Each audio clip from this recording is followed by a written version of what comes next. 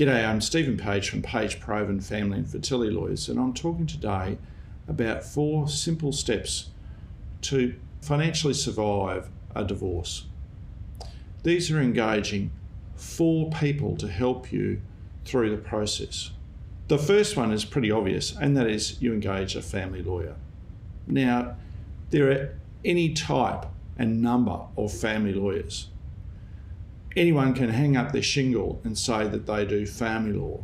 It's important to get the best one you can get with your money.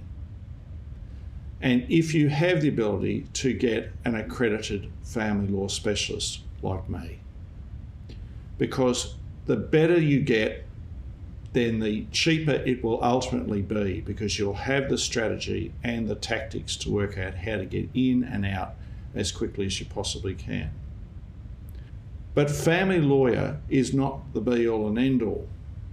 It's now over 20 years since superannuation can be split. So what used to happen many years ago was that husbands would typically get the super but no house, and the wives would get the house but no super, because in a traditional marriage, most of the super was in the husband's name. Now, life is much more complicated. How much super should you have? Should you be focusing more on superannuation or on having a house and other assets? And even if you have a lot of property, it's still important to focus on this stuff, because you've got to get the mix right.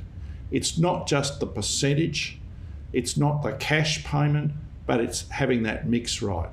So who do you get? You get a competent, honest financial planner who works hand in hand with your family lawyer. And then the third person you get is a mortgage broker. Most of us, when we go through a split, have to get a home loan.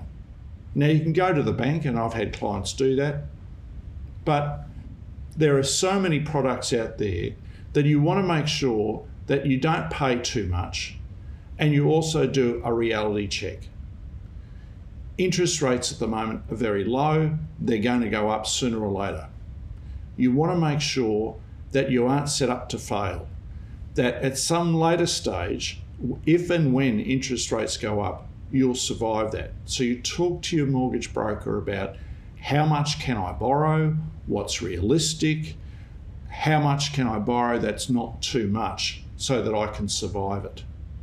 And you put that in as part of your planning, along with your family lawyer and your financial planner. And the last person you should be talking to, and this isn't strictly about surviving the divorce, it's afterwards. What if you die? What if you die before you get divorced and you haven't sorted out your estate? And I'll just give this illustration. You've got a plan for your estate. You've got to look at your super, you've got to look at your life insurance, and you've got to look at your will. So if you have a lot of money, you go off to a proper estate planner. That's lawyers, that's all they do.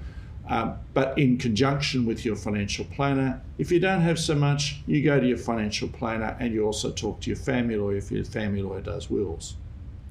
And you've got to look at whether you sever joint tenancy. Husbands and wives who own property together typically own it as a joint tenancy, which one of the features of that is if one of you dies, the other automatically gets their share. Now, there may be an advantage or a disadvantage in severing the joint tenancy. And if you don't sever and you die, then your property does not fall part of your will. Instead, it goes automatically to the other party, who often may be the last person you want it to go to. About 30 years ago, I had a court case, which I'll just tell you about because it illustrates the point. It was a Friday afternoon, and the 2 lawyers, myself and the other lawyer, and our respective clients, I was for the wife and the husband, were sitting around this table, and we were trying to cut a deal. It's what we call a round table meeting or a round table conference. Nothing magical about that term, it's just we were sitting in a room and trying to cut a deal. And it was on a Friday afternoon. And we were trying to do it then because Monday morning was our first day in court. My client had gone to court, she'd filed to seek 60% of the property. And this particular afternoon, I'm asking the husband about this boat. It was a 50-foot boat, and he gave me an answer that I'll never forget, which was, it's owned by a man in Sydney.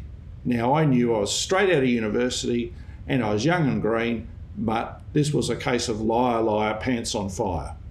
We didn't settle. Monday morning, she phones me up, and my client phones me up and says, I'm not going to court. Now, being young and not listening terribly well, I started to yell at her because she was required to go to court and we'd get into trouble. And eventually I stopped and she said, will you listen to me? Or something to that effect. She was right, of course, I was wrong. I had to apologise to her. He died on Saturday.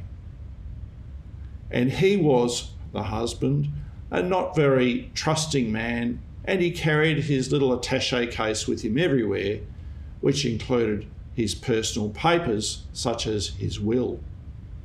He hadn't changed his will. My client got 100%, not 60%. So it's important to have a will. It's important to ensure your other estate planning is taken care of as part of those four people: the family lawyer, the financial planner, the mortgage broker, and the estate planner. Life enabled, life simplified. Thank you.